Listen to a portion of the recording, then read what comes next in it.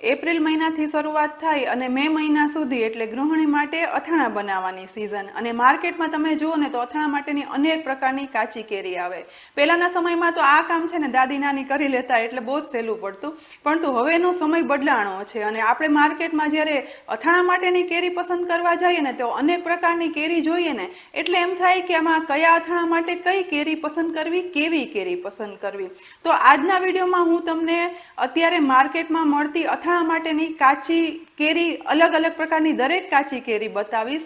સાથે જ આ કેરી કઈ રીતે પસંદ કરવી અને ગોળ કેરી છે, છુંદો છે, મુરબ્બો છે, ખાટી કેરી છે, ચણા મેથીનું અથાણું, આવા દરેક અથાણા માટે કઈ કેરી પસંદ કરવી ને તે પણ હું તમને કહીશ. અને સાથે જ કેરીમાં જાળી પડવી જે અથાણા માટે ઉત્તમ કહેવાય છે, તો જાળી પડવી કોને કહેવાય અને તેની ઓળખ કઈ રીતે તે પણ કહીશ. તો આજે ખૂબ જ ઉપયોગી વિડીયો છે અથાણા માટેની કાચી કેરી પસંદ કરવાનો. તો ચાલો આ વિડીયોમાં આજે કાચી કેરીની, અથાણા માટેની કાચી કેરીની માહિતી જોઈએ.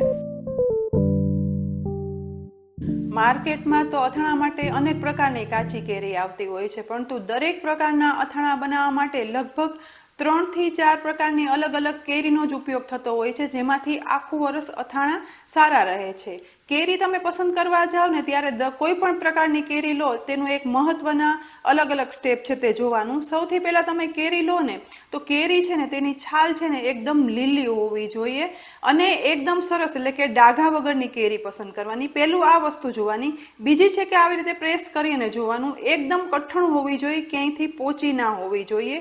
કડક કેરી હશે ને તો તે અંદર સુધી કાચી હશે અને જરાય કણે ચડેલી નહીં હોય, પાકી નહીં હોય. આવી કેરી આપણે લઈએ ને તો તેની ચીર છે, ખમણ છે, કંઈ પણ કરો ને તો તે આખું વર્ષ કડક એવું સરસ અને એવું સ્વાદનું રહે છે. બીજું છે કે થોડું તેને તમે આમ હાથમાં ઉપાડો ને તો એ વજનદાર લાગવી જોઈએ. ઇટ મીન્સ કે એમાં પલ્પનો ભાગ છે ને તે વધારે છે. અને ચોથી ધ્યાન રાખવા જેવી બાબત એ છે કે તેની ખટાશ, જે આપણને ચાખીને જ ખબર પડે. પરંતુ આગળના ત્રણેય સ્ટેપ તમે જોયા હશે ને તો આ કેરી એકદમ ખાટી અને કડક જ નીકળવાની છે, જેમાંથી અથાણું છે ને તે આખું વર્ષ સારું રહે છે. આ 3 થી 4 ધ્યાન રાખવા જેવા સૌથી પહેલા પોઈન્ટ છે.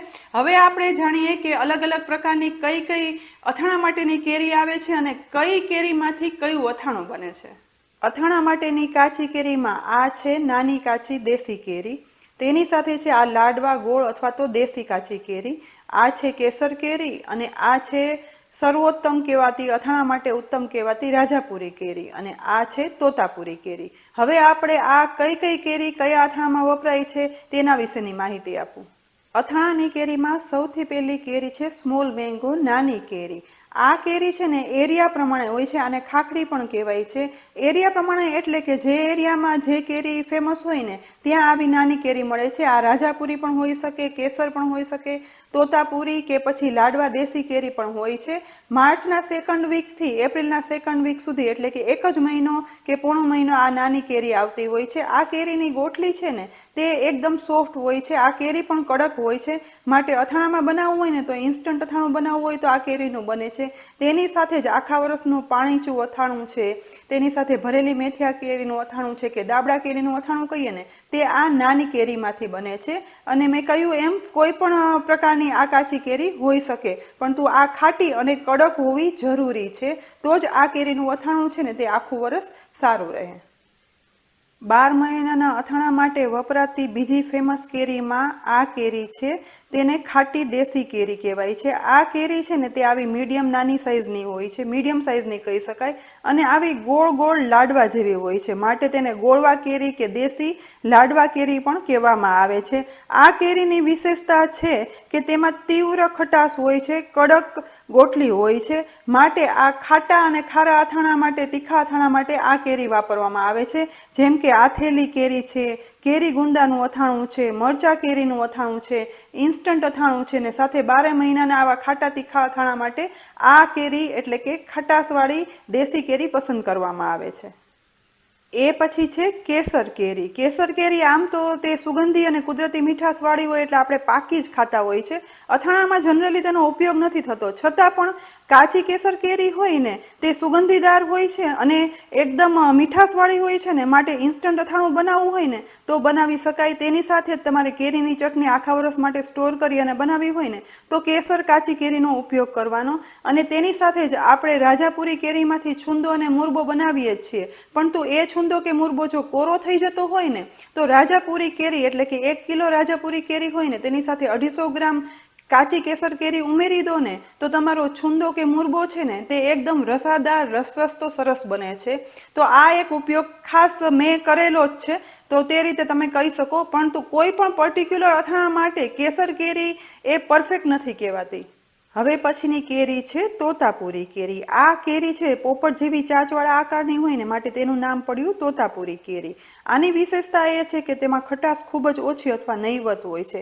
સ્વાદમાં થોડી તુરી અને મોળી હોય છે, જેથી સાઉથ ઇન્ડિયન અથાણામાં આ તોતાપુરી કેરીનો ઉપયોગ થાય છે, પરંતુ ગુજરાતી અથાણામાં તેનો ઉપયોગ નથી થતો.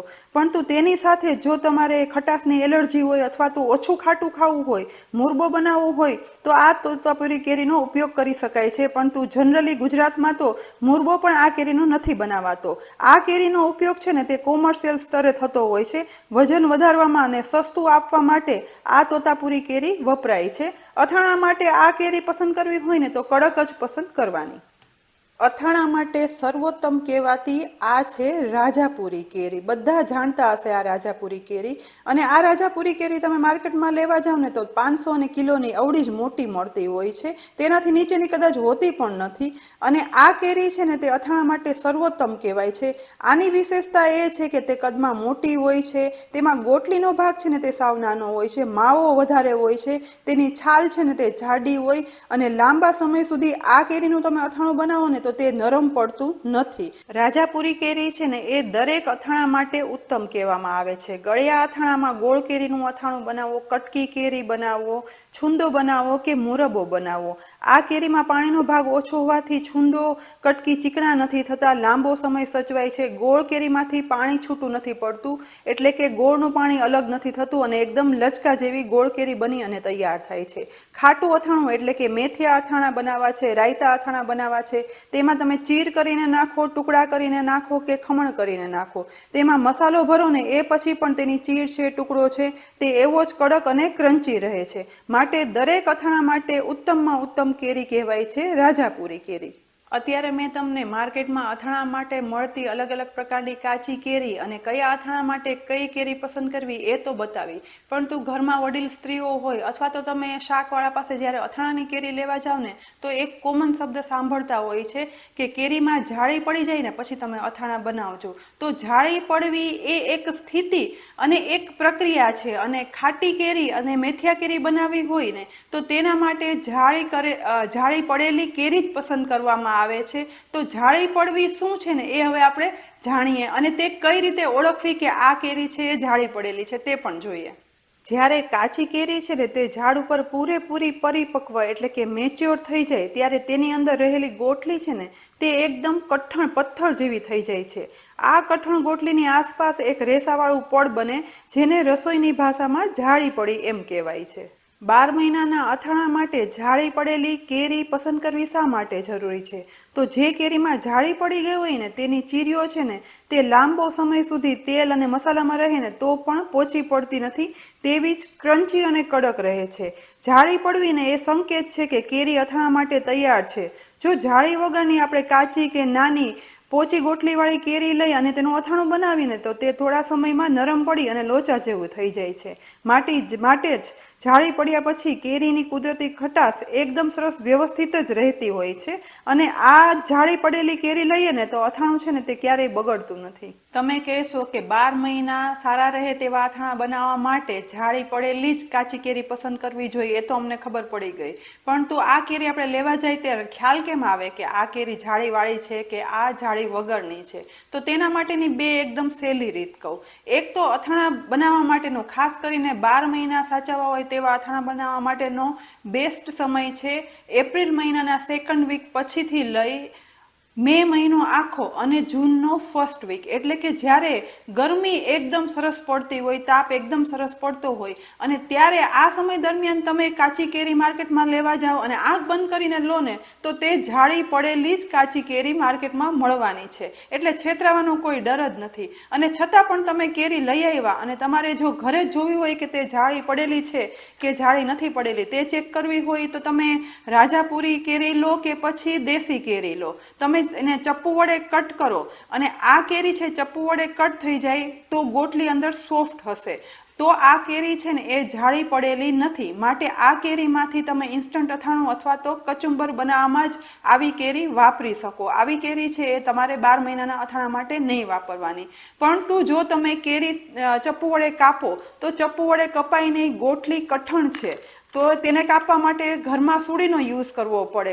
તો આ કેરી છે ને એ જાળી પડેલી કેરી છે જેમાંથી 12 મહિનાના અથાણા બનાવી શકાય છે. અને માટે જ તમને ખબર હોય કે આ સમય દરમિયાન તમે જ્યારે કાચી કેરી અથાણા માટે લેવા જાઓ ને તો શાકવાળાને ત્યાં કેરી કટર હોય જ છે, એટલે કે કેરી કાપવાનું મશીન હોય છે, તે લોકો ટુકડા કરીને જ આપે છે, એટલે આપણે ડાયરેક્ટ ઘરે ખાટી કેરી, મેથિયા કેરી કે ગોળ કેરી બનાવી શકીએ. અને તે કેરી છે ને એ જાળી પડેલી જ કેરી હોય છે. તો આ છે જાળી પડેલી કેરી સમજવાની અને ઓળખવાની એકદમ સહેલી રીત. તો આજના વિડીયોમાં મેં તમને આખું વરસ કેરીનું અથાણું સાચવવા માટે માર્કેટમાં કેટલી પ્રકારની કેરી મળે છે, કઈ કેરી પસંદ કરવી એ દરેક માહિતી આપી. સાથે જ કિચન સિરીઝ યુટ્યુબ ચેનલ પર અથાણાનું એક પ્લેલિસ્ટ છે જેમાં તમે જે પણ અથાણું વિચારો, ગોળ કેરી છે, ખાટી કેરી છે, છુંદો છે, કટકી છે, મેથિયા કેરી છે કે પછી ચણા મેથીનું અથાણું, કે જે પણ તમે વિચારો એ દરેક અથાણાની રેસીપી આપેલી જ છે. એ રીતે તમે અથાણું બનાવશો ને તો તમારું અથાણું ક્યારેય પણ ખરાબ નહીં થાય. તો એ અચૂકથી જોઈ લેજો, જેની લિંક હું ડિસ્ક્રિપ્શન બોક્સમાં આપી દઈશ, સાથે ઉપર તમને લેબલમાં પણ દેખાશે.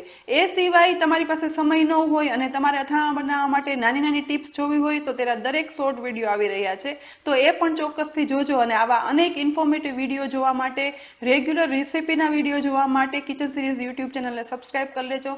સાથે જ અમારા ફેસબુક પેજ અને ઇન્સ્ટાગ્રામ પેજને લાઇક કરી અને ફોલો કરી લેજો, જેથી દરેક વિડીયોના અપડેટ્સ તમને સૌથી પહેલાં મળે. આવતીકાલે ફરી મળશું એક નવા વિડીયો સાથે. ત્યાં સુધી આવજો.